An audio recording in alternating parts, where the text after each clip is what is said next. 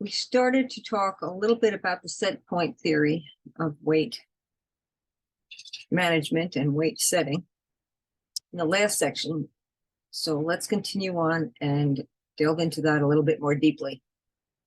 There are a whole bunch of variables that are physiologically set.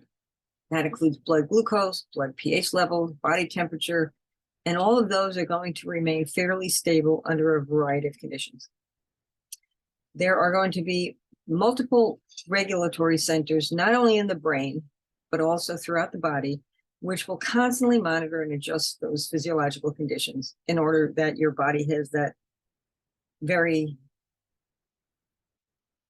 stable internal environment, despite whatever is happening outside the body and actually inside the body too. The hypothalamus, which is one of my favorite parts of the central nervous system, is this tiny little area of the brain that is going to be a main mover and shaker in the activities of your GI tract, as well as helping set your set point.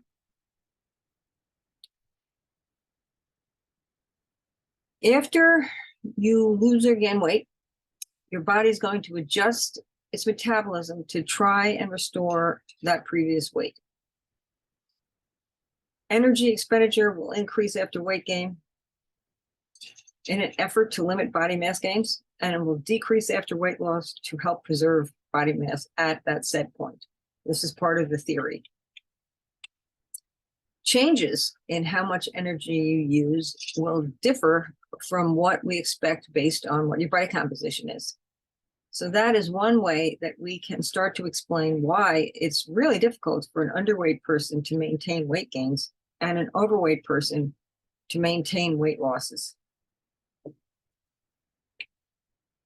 So when we talk about the causes of obesity, it's really hard to determine why some people accumulate and keep excess body fat.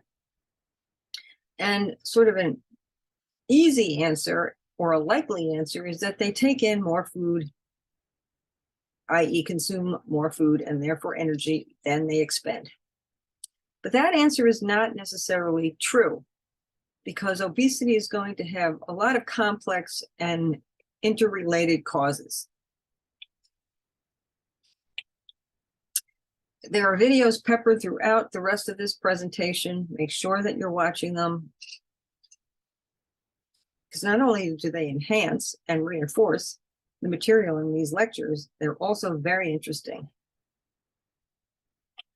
So genetics play a huge role in obesity, and there have been studies done with adopted kids that prove that they tend to be similar in weight to their biological parents, not to their adoptive parents.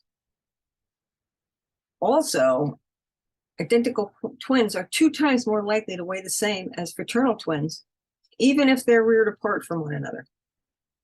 And sort of endless research is being done on various genes to search for some of the answers about obesity and why some people are more obese than others, if they have similar skeletal structure, similar lifestyles, similar consumption patterns in terms of food, and similar exercise routines.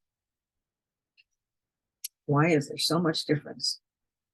So many questions, so few answers. So leptin is sort of considered the so-called obesity gene. So it's called the OB gene.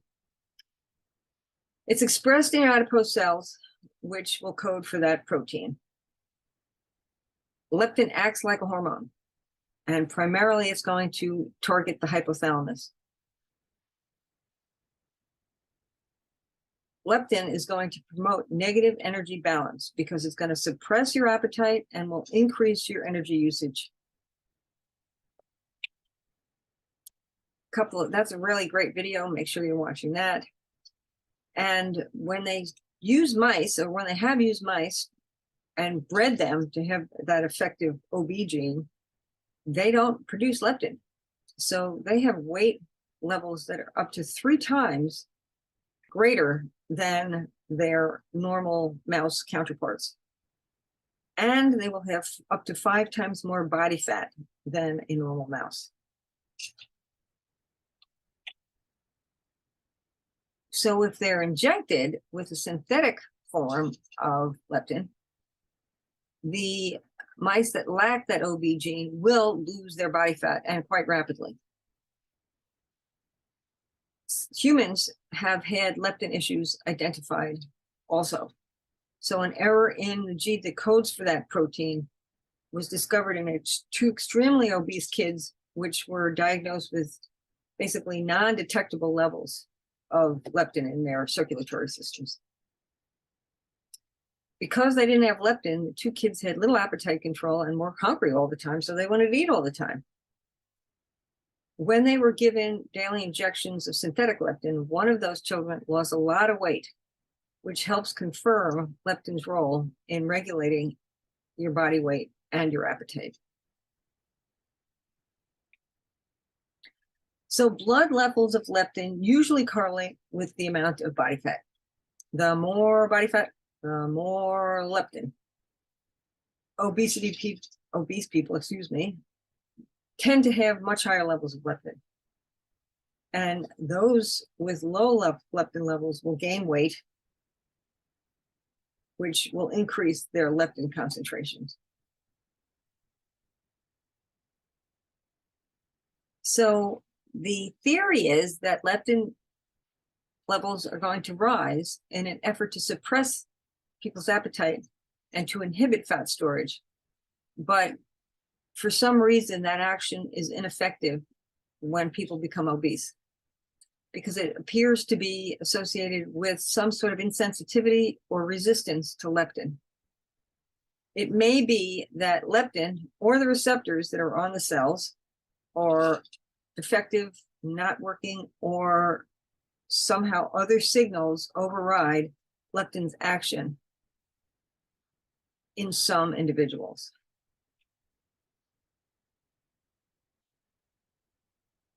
So leptin injections may induce weight loss.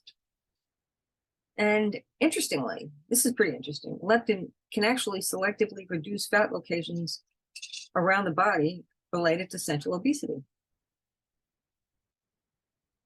We will talk more about weight management in the next section.